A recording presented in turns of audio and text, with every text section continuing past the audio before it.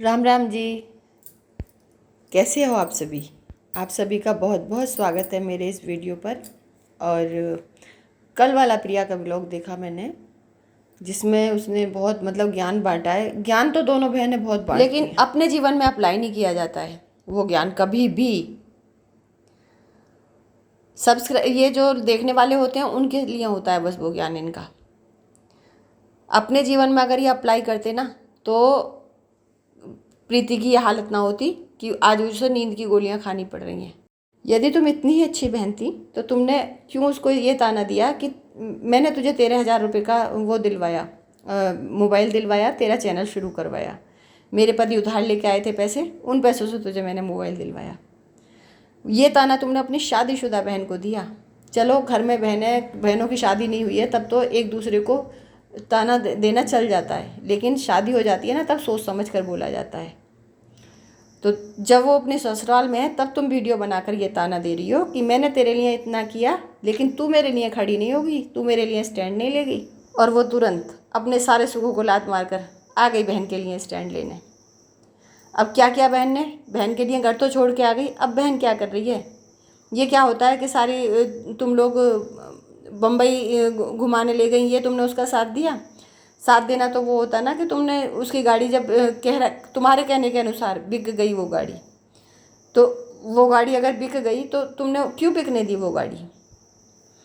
क्या तुम दोनों बहन भाई उसकी हेल्प नहीं कर सकते थे ईएमआई भरने में? अगर वो ईएमआई नहीं देने में सक्षम थी तो आज माँ के साथ रहते हुए, भाई के साथ रहते हुए और बहन के साथ रहते हुए क्यों उसे नींद की गोलियाँ खा खा कर सोना पड़ रहा है?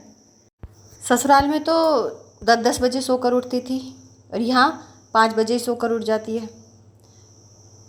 उसे इतनी नींद आती थी, कहने का मतलब मेरा ये है कि उसे इतनी नींद आती थी बिना कोई नींद की गोली खाए कि 10 बजे सोकर उठती थी। पति ऑफिस से भी होकर आ जाता था, चाय भी पति बना के पिला जाता था, सास खाना भी बना लेती थी, तब सोकर उठती थी वो।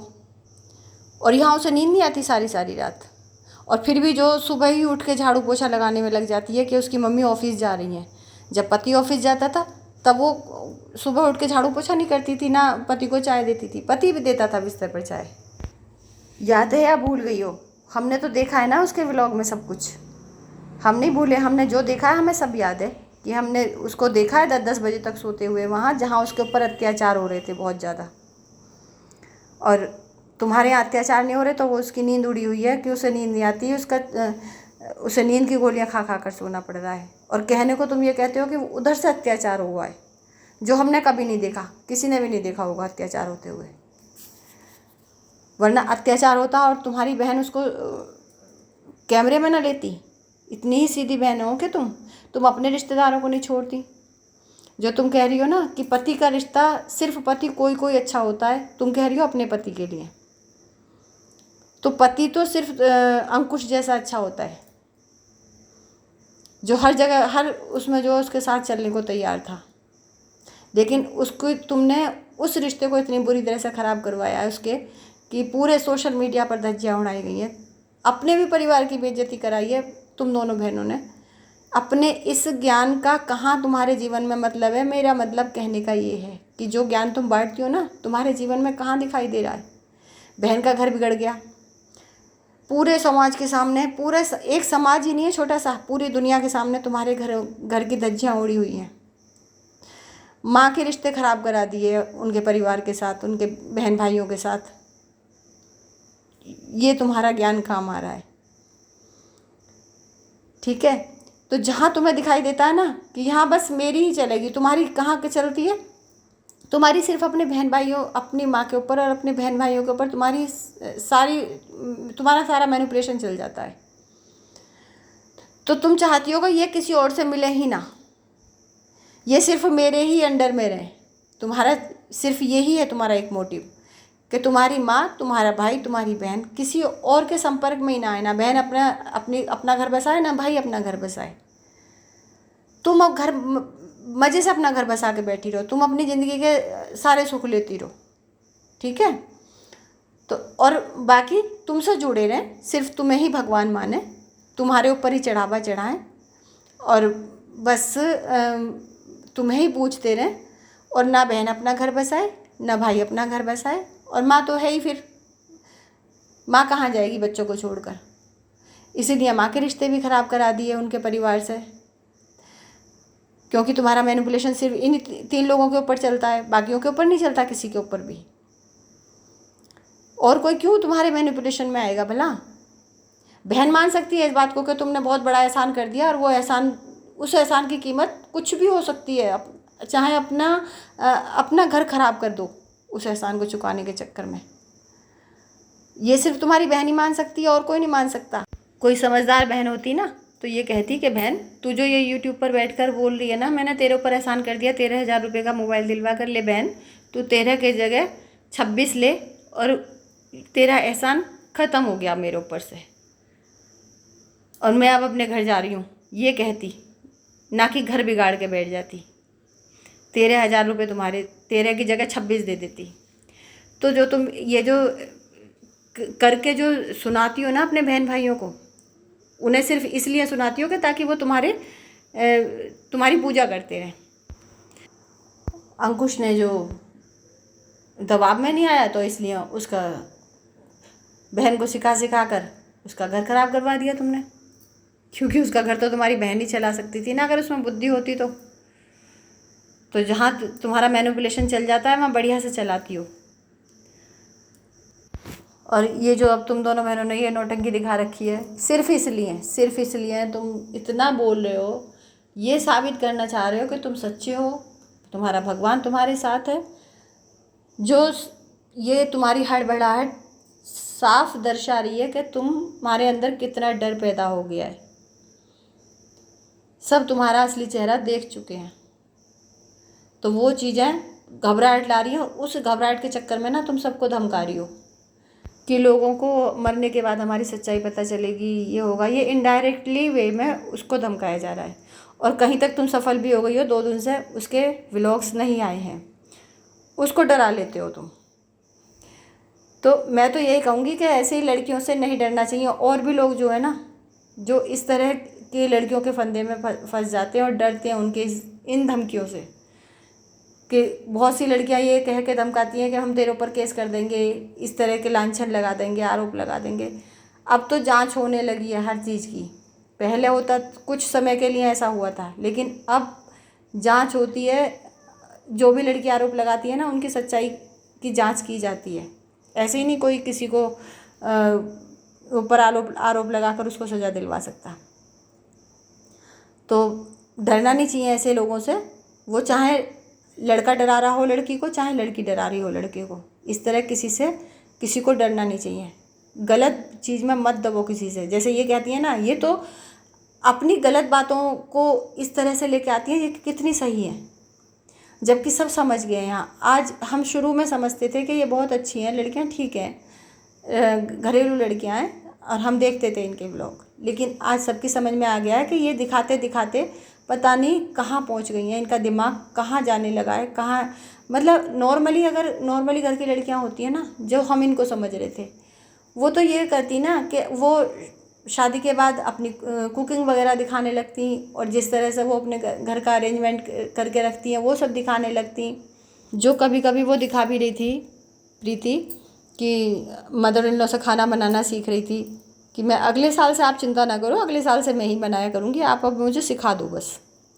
लेकिन उन्हें क्या पता था कि मैं जो सिखा रही हूँ वो सब बर्बाद है, अगले साल इसे रहना ही नहीं है यहाँ घर में मेरे। तो और तब भी वहाँ उसको इतने मतलब व्यूज़ आ रहे थे, सब लोग उसको इतना अप्रिशिएट कर रहे थे, सब देखना पसंद कर रहे थे, जो बात इन मैडम से सहन नहीं हुई। क्योंकि जब उसके व्यूज़ ज़्यादा आ रहे थे, अपनी ससुराल में थी, लोग उन दोनों को अप्रिशिएट कर रहे थे भाई, और व्यूज़ भी अच्छे खासे आ रहे थे, इनके व्यूज़ गिर गए थे। तो बस उसके जीवन में फैला दिया रायता।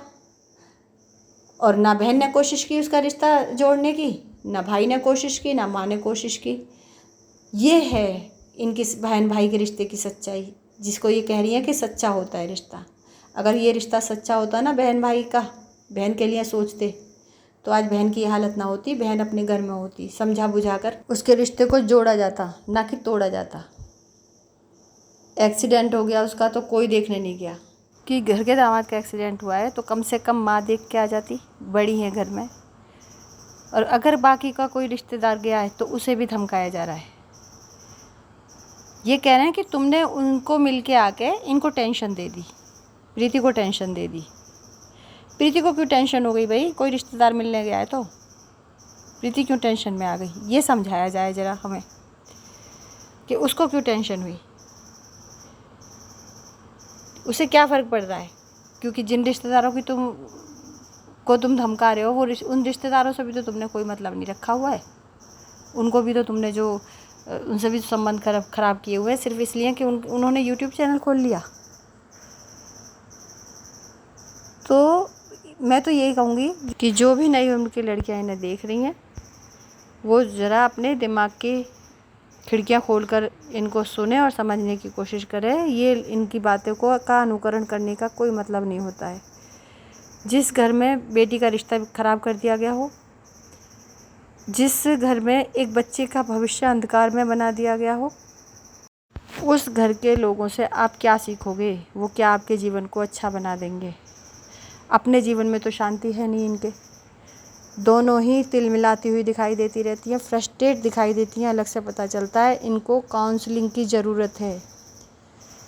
इनका व्यवहार बताता है कि इनको काउंसलिंग की ज़रूरत है। हर समय जो दूसरों के ऊपर टोंटबाजी करती रहती हैं, अपने आप में सिर्फ दिखाती हैं कि हम तो अपने आप में खुश हैं। और इनके बोलने चालने से, इनके हाव भाव से सब पता चलता है कि ये फ्रस्ट्रेट हैं बुरी तरह से, और फ्रस्ट्रेट अपने ही कर्मों के कारण है। अगर ये लोग अपने रिश्तेदारों से बना कर रखते जैसे, तो आज ये नौबत इनके रिश्तों में ना आती। इतने अच्छे इनके रिश्ते थे अपने नाना, अपने मामा के घर वालों से। सब रिश्ते ख़राब कर लिए इन्होंने अपने इस घमंड के कारण।